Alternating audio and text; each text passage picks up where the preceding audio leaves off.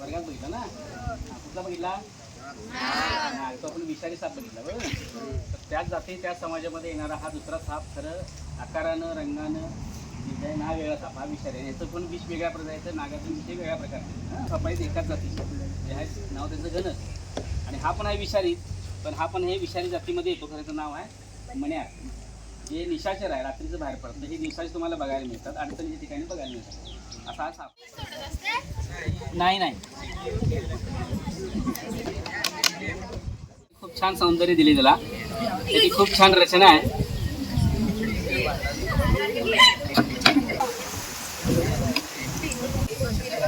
साप चालतो कसा, सापाचा रंग कसा आहे, त्याचा डिझाईन कसा आहे, तोंडाचा आकार कसा आहे, शेपटीचा आकार कसा आहे, दिसायला कसा दिसतोय बारकाईने बघा.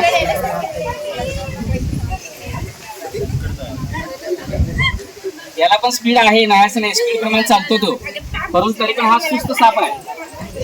धामण सारख्या जास्त स्पीडनं पळत नाही.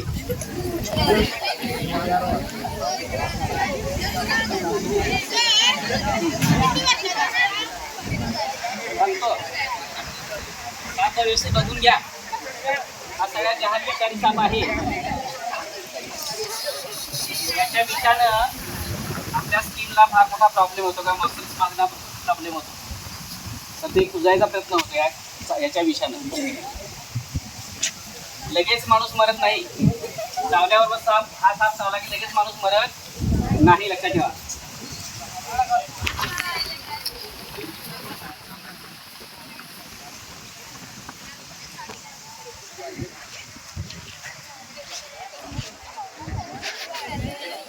हा बघा आता,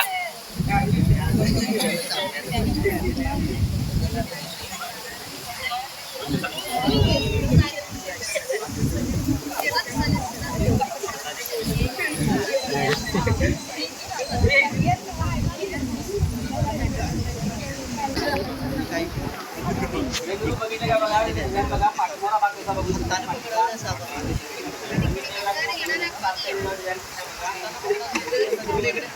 आणि हा जेव्हा बसतो तेव्हा तो चावायचा प्रयत्न करतो, तेव्हा आपल्या अंगात आपल्याला दुष्काळ म्हणतो आपण त्याला, किंवा कोणतीही आपल्या आपल्या सोडायला प्रयत्न करतो. ते जर आपल्या त्वचेवर, जनावरांच्या त्वचेवर वगैरे पडले आपली त्वचा खराब होते. कळलं काय? त्याचं तोंड बघितलं त्रिकोणी आकारावर येतोय. त्वचा गुळगुळीत, त्वचा अशी ती गुळगुळीत येते.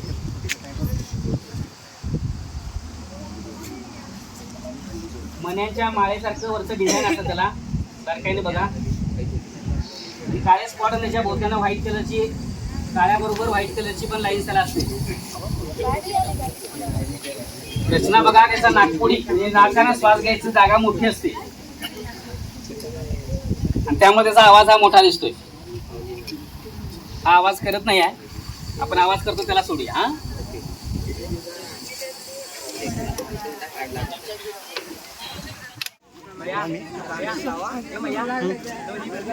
ठीक आहे. चावायची किंवा असं दुष्काळ सोडण्याची भूमिका आहे. ह्या जगात असं कुंडली मारून चुंबळ करून बसते, अशा वेळेला तुम्हाला ते 100% त्याला अशा एवढ्या अंतरावर आपण लांब राहायचं असतं. त्यात 2 ते 2.5 फूट आपण आपली लाळ फेकण्याच्या, आणि असंच बसलं तर तुम्हाला पाला पाचोळ्यामध्ये ते असं कोपऱ्यामध्ये 2 झाडांच्या मध्ये पाला ठेवला बघा. अशा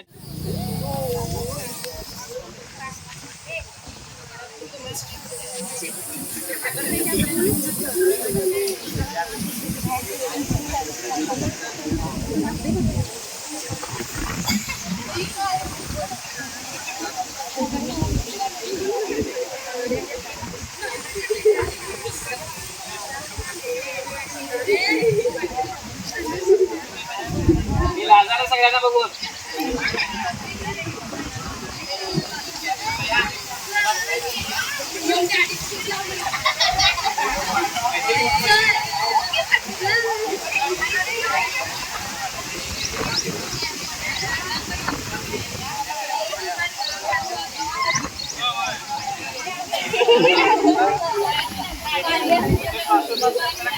नाही, मारायचं या ठिकाणी तोंडावरच मारावं लागतंय.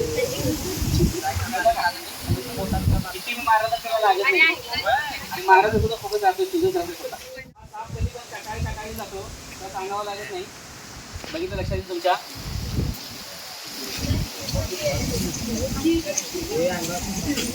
म्हणजे काही न करता आपला सापाला आपल्याला धरता येते. सापाला कुठलाही दगाफटका न करता साप ऑटोमॅटिक आपल्या जागेवर जाऊ शकतो आणि तो आत पूर्ण जातो. कळलं की साधाराची टेक्निक. हा त्या पद्धतीने साप तुम्ही धरू शकता. नसेल तर घागर रिकामी करायची आणि पोतं ठेवली तर उलटी करून ठेवायची. दुसरे काय करायचं त्यामुळे लवकरात लवकर हा माणूस त्या साप चावला की मरतो. आणि हा सगळ्यात महत्त्वाचा काय निशाचर आहे. हा रात्रीचाच बाहेर पडतो. दिवसा तुम्हाला कधी बऱ्यापैकी जावं नाही. हा रात्री साप बाहेर पडणारा आहे.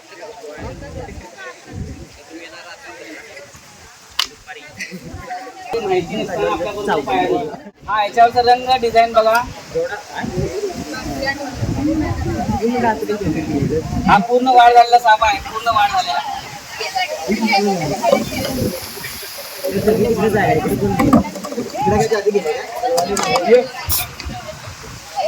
त्याच्यामध्ये 2 लाईन एकत्र दिसायला आहेत. तर यातला एक लाईनचा साप आहे. एक लाईन असणारा पण हा साप आहे. तोही मण्यारच आहे, हाही मण्यारच आहे. फक्त निसर्गाने त्यांना वेगवेगळा रंग दिलेला आहे. हा अजूनही काळा दिसतो. आता जास्त दिवस झाले, आता म्हणजे 5 दिवस झाले जवळजवळ आम्ही बरणी ठेवला आहे. त्यामुळे पांढरा दिसायला आहे. परंतु हा जर उन्हामध्ये राहिला तर आपला पूर्ण काळ्या पॅन्ट सारखा रंग त्याचा पूर्ण काळा येतो. आणि ह्या पांढऱ्या लाईन सगळ्या उठून दिसतात. ह्या डबल साईज आहे. त्या जवळजवळ एकमेकाजवळजवळ त्या दोन्हीमधलं अंतर समान आहे आणि 2 लाईनच्या मधलं अंतर समान आहे. आणि लाईन उठल्यात बघा. मानेपासून बऱ्यापैकी लांबवर त्याच्या टिपक्यात आणि डोक्यावर पाठीवर त्याचे पांढरे मोठे मोठे टिपके आहेत.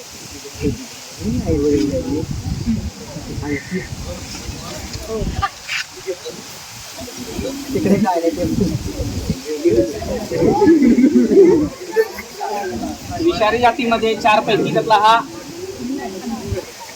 सगळ्यात जहाल विषारी म्हणून मानला जाणारा हा मण्या. त्याच्या ज्या दाताच्या रचना आहेत त्या अतिशय नाजूक आणि बारीक असतात. त्यामुळे बारीक सुईसारखे जात आहेत. बारीक सुईसारखे आपण शिलाई लावतो तशा बारीक सुयाच्या दात आहेत. आणि त्यामुळे चावलेला हा कळत नाही. पायात जायला पण समजत नाही. आणि हा निशाचर आहे. त्यामुळे रात्रीच्या बाहेर आपण पडतो.